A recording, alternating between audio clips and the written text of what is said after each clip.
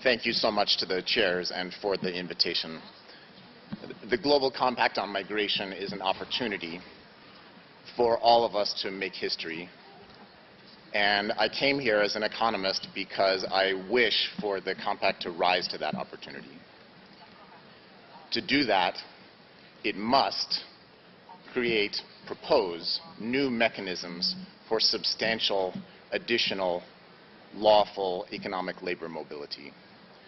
The reason I say that is because I don't think anyone serious who has looked at the demographic projections, for example, for sub-Saharan Africa, can avoid that conclusion.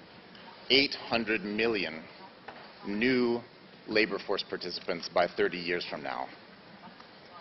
800 million young, energetic job seekers in sub-Saharan Africa. That's wonderful news. It's some of the best news of our time because the fundamental reason for it is that child mortality rates have been plummeting across sub-Saharan Africa for the last 30 years. But that means 800 million new energetic young people looking for jobs, and common sense and the historical data suggest that many of them are going to move. The question is not whether they're going to move, but under what conditions they're going to move. Are those conditions going to be ones that unleash their vast potential, including economic potential, or conditions that waste it? Now, why do I say that we need new mechanisms to be specifically included in this compact? Because there is a crack, a fissure, at the heart of international discussions of new lawful channels for economic labor mobility. And that is that many in destination countries, migrant destination countries, perceive their self-interest to be best served by higher skilled migration. And many in countries of migrant origin are highly suspicious of higher skilled migration and see their self-interest as best served by relatively lower skilled migration, if any at all. Now, I have proposed one of many ways that I think are needed to patch this crack. And I really think it's a small part of the solution, but I think it needs to be included specifically in the compact and tested and explored and adapted to different situations. I call it a global skill partnership. And a global skill partnership is a bilateral agreement.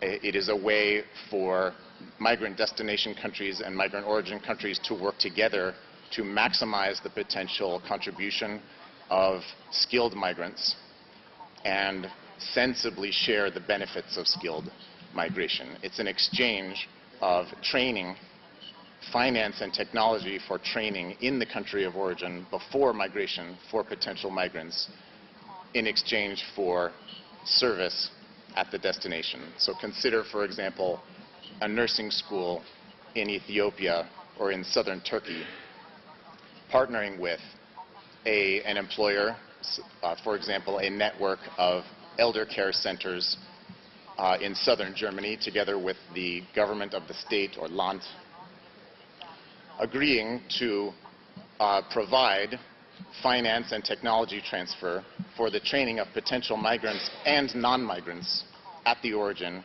in Ethiopia or perhaps in southern Turkey in a setting of forced displacement in exchange for labor market access and service in the country of destination.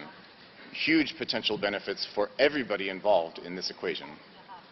The migrant destination country gets migrants with precisely the skills that it needs, and often for employers these are extremely specific things, not just categories of migrants or even sectors of migrants, but people with highly specific skills, such as nurse assistants with a specialty training in elder care and dementia care. People with the skills, the language skills and the technical skills to work quickly, make maximum contribution quickly, including fiscal contribution, and integrate quickly. The country of origin gets no brain drain. They get subsidies for additional training of people for domestic service, meaning human capital increases, as well as technology transfer and strengthened training centers. And migrants get lawful, regular opportunities to change their lives and the lives of their children. Now, This is a framework that is highly flexible. It can and must be adapted to the highly specific settings of many destination and origin countries. That's why it cannot be done unilaterally. We need this to be in a global compact.